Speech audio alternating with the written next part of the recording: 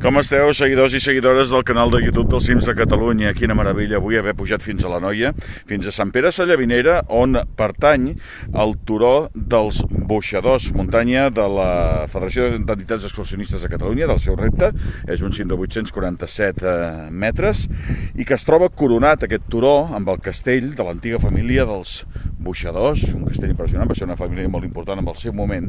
Aquí el veiem en tot el seu esplendor, està molt ben conservat i cuidat. I aquí, el que era l'església, amb el seu moment parroquial d'aquest terme, que és la de Sant Pere de Sallavinera, que després se'n va fer una altra, aquí a Can Gallinera, just aquí davant, aquí enmig dels boscos, al costat, s'endevina un petit campanar, es va fer una església allà, i ara, òbviament, l'església parroquial és la del poble, que tenim amb aquesta banda, i després per allà també hi ha Calaf. Estem a l'Anoia, però és el punt més alt, 847 metres, del que es coneix com la subcomarca de l'Alta Segarra.